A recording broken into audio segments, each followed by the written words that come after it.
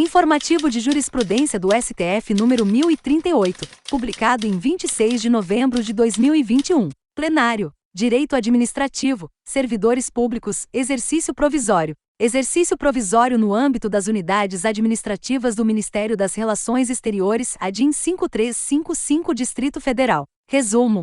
É inconstitucional a vedação ao exercício provisório, de que trata o parágrafo 2º do artigo 84 da Lei 8.112 de 1990, nas unidades administrativas do Ministério das Relações Exteriores, MRE, no exterior. A proibição ao exercício provisório em unidades do MRE no exterior, conforme artigo 69 da Lei 11.440 de 2006, não guarda relação com as particularidades das funções desempenhadas, sendo injustificável, portanto, o tratamento anti-isonômico conferido pela norma, especialmente porque não há essa limitação para os servidores que acompanham seus cônjuges quando a lotação se dá no Brasil. A isonomia entre servidores públicos federais e servidores do Serviço Exterior Brasileiro, SEB, resta assegurada pela ressalva final do artigo 84, parágrafo 2º da Lei 8.112 de 90, que adota como critério de discriminação apenas a peculiaridade inerente aos cargos. Ademais, a efetividade da proteção constitucional à família impede interpretações que restringam a convivência familiar ou corroborem opressões de gênero.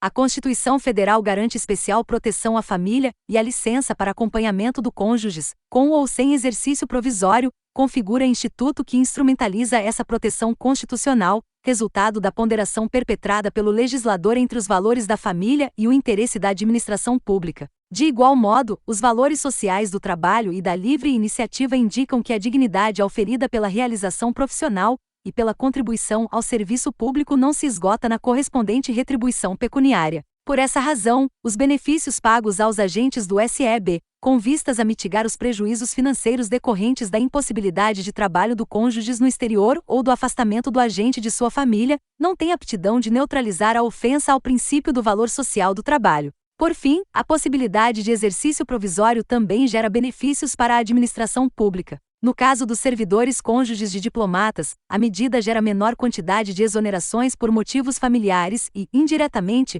melhor desempenho dos servidores motivados por satisfação geral proporcionadas pela proximidade da família. Da mesma forma, no caso dos diplomatas, a medida pode resultar em menor número de rejeição de postos externos, maior interesse na lotação em postos menos atraentes, menor frequência de ausências e licenças de servidores por motivos familiares. E, sobretudo, maior inserção das mulheres nesse setor. Com base nesse entendimento, o plenário, por unanimidade, conheceu da ação direta e julgou procedente o pedido formulado, para declarar a inconstitucionalidade do artigo 69 da Lei 11.440 de 2006. Direito Constitucional Educação. Livre iniciativa Direito do consumidor a estabelecimentos de ensino. Covid-19. Decisões judiciais e imposição de redução e descontos lineares em mensalidades de entidades privadas de ensino ADPF 706-DF e ADPF 713-DF. Tese fixada. É inconstitucional decisão judicial que, sem considerar as circunstâncias fáticas efetivamente demonstradas, deixa de sopesar os reais efeitos da pandemia em ambas as partes contratuais e determina a concessão de descontos lineares em mensalidades de cursos prestados por instituições de ensino superior. Resumo: são inconstitucionais as interpretações judiciais que, unicamente fundamentadas na eclosão da pandemia de Covid-19 e no respectivo efeito de transposição de aulas presenciais para ambientes virtuais, determinam às instituições privadas de ensino superior a concessão de descontos lineares nas contraprestações dos contratos educacionais, sem considerar as peculiaridades dos efeitos da crise pandêmica em ambas as partes contratuais envolvidas na lide. Ofende a livre iniciativa a interferência em todos os contratos de modo linear, geral e abstrato, sem a apreciação das peculiaridades de cada avença, a fim de perquirir a real configuração de abusividade ou desequilíbrio por fato imprevisível e externo à relação contratual. Com efeito, as decisões judiciais questionadas retiram a possibilidade de negociação entre as partes, bem assim a possibilidade de se encontrar o equilíbrio entre a proteção do consumidor e a manutenção do ensino em tempos de pandemia. Além disso, a existência de atos decisórios que deferem descontos gerais e lineares, com disciplinas díspares e percentuais diversos, viola a isonomia, pois o intenso grau de variabilidade entre as decisões proferidas por cada juízo quebra a uniformidade do tratamento do direito contratual em apreço. Por fim, A forma como prolatados os pronunciamentos, aliada ao aumento do nível de inadimplência e de evasão durante a pandemia, tem a capacidade de gerar relevante impacto na obtenção de recursos financeiros suficientes pelas instituições privadas de ensino superior, em detrimento da autonomia universitária garantida na Constituição Federal. Assim, a fixação de reduções ou descontos lineares nas contraprestações devidas às instituições revela-se desproporcional. Desse modo, incumbe aos juízes, diante de cada caso que se apresente, realizar a necessária ponderação. Com base nesse entendimento, o plenário, por maioria, julgou procedentes os pedidos formulados em arguições de descumprimento de preceito fundamental. Vencido o ministro Nunes Marques.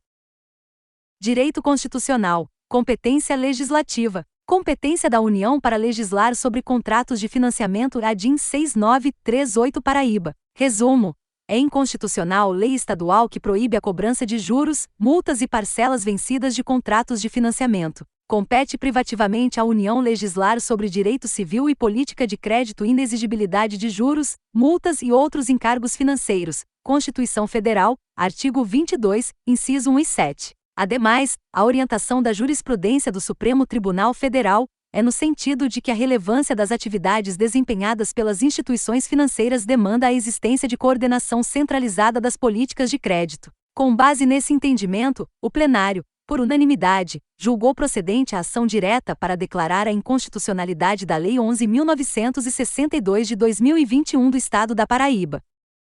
Direito Constitucional, Processo Legislativo, Direito Previdenciário, Benefícios, Projeto de Conversão de Medida Provisória e Emenda Parlamentar à ADIM 6928-DF. Resumo. O Poder Legislativo pode emendar projeto de lei de conversão de medida provisória, quando a emenda estiver associada ao tema e à finalidade original da medida provisória. A exigência de correlação de conteúdos entre a medida provisória e o projeto de lei de sua conversão não tem força para afastar a atribuição de, no curso do processo legislativo, propor emendas às medidas provisórias. Essa faculdade do legislador é inerente ao controle democrático dos atos do Poder Executivo e pode eventualmente resultar em acréscimos ou modificações em seu texto. Com efeito, o poder de emenda é prerrogativa institucional inerente ao exercício do Poder Legislativo e importante atividade de controle democrático dos atos do Poder Executivo. Além disso, no caso das medidas provisórias, a previsão expressa da Constituição Federal. Entretanto, as emendas parlamentares apresentadas durante a análise de medidas provisórias devem guardar pertinência temática com a matéria originalmente versada.